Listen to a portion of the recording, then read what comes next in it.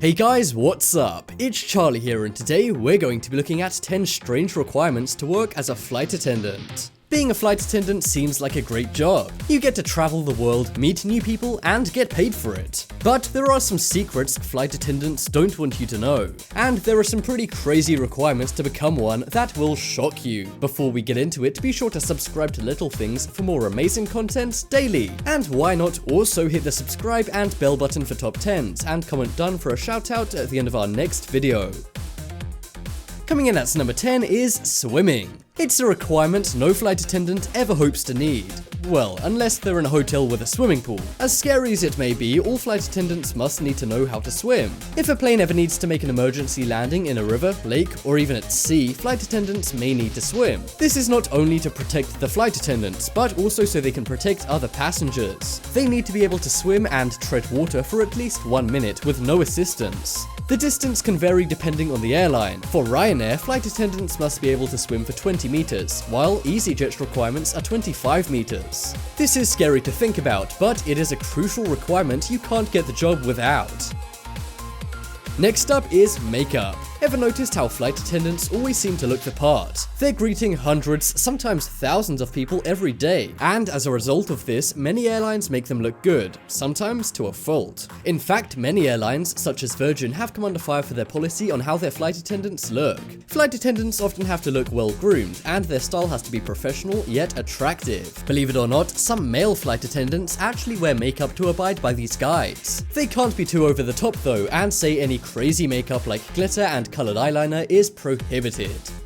Next up is uniform. Uniforms are one of the easiest ways to spot a flight attendant. Whether it's the fancy Emirates Airlines uniform or the eye-dazzling red of the Virgin uniforms. But despite this, there are some uniform guidelines flight attendants must follow. The length of skirts must not be more or less than 1 inch above or below the knee.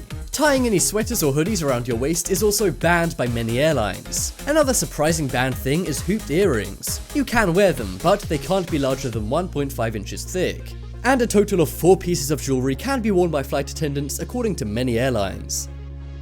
Coming up next is married. Your relationship status is a personal thing which doesn't often come up at work. Well, this is not the case if you're a flight attendant. Some airlines require inexperienced crew to be unmarried. However, more experienced flight attendants are allowed to be married. And Qatar Airways flight attendants are fired if they become pregnant or get married within 5 years of their employment. These rules often divide people's opinions, but they do exist with many airlines. If you like it, put a ring on it, unless that it is a flight attendant. Next up is jungle skills. This is yet another skill flight attendants hope to never have to use in real life. And luckily most don't, but a few unlucky ones do. In some airlines which go over jungles, they do maze-like tests on their trainee flight attendants. This includes dark, smoke-filled mazes and designated hideout area finding. This is in case an emergency landing in a jungle ever needs to be carried out. Flight attendants have to know what to do with a plane load of terrified passengers at all times, and this is a key example. Coming up next is appearance. We already know airlines are very particular about their flight attendants' makeup, but there's a few more things involving flight attendants' appearance which come up. They must ensure their nostril hairs are always trimmed. Their teeth should be cleaned, and mirrors are often on board to check for things stuck in your teeth. Tattoos and piercings are also a big no-no. Tattoos may not be visible and have to be covered up, and for some airlines, these tattoos aren't even allowed to be covered up with clothing or cosmetics, so you won't get the job if you have one. You've already seen how strict they can be with tattoos, so do I really need to go into piercings? Next up is personality. Flight attendants have to sometimes deal with rude and mean people, so they need the personality and social skills to do this. To work with airlines, you need to fill out a personality quiz. I wonder if they use our one. If flight attendants can be best friends with everyone, this can benefit them a lot. Another required personality trait is to be motivated. You sometimes have to work long hours crammed on a hot plane. This results in frowns for most passengers, but flight attendants have to keep that signature flight attendant smile at all times. So be sure you're positive enough for the job.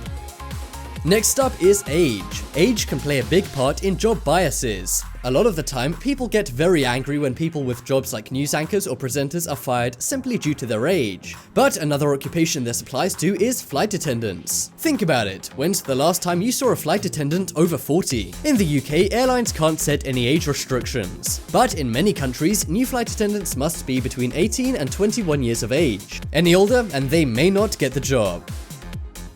Next up is lifestyle. You have to be a good girl or boy to become a flight attendant. And airlines are more vigilant than Santa Claus when it comes to finding out whether you're naughty or nice. You have to be nicotine free for at least 6 months, so stub out that cigarette. Also, if you have a criminal record, then say goodbye to that flight attendant job. Also, the search on your social medias can be very thorough, so delete any rude or embarrassing selfies. The airlines are intrusive, but working with planes comes with a responsibility.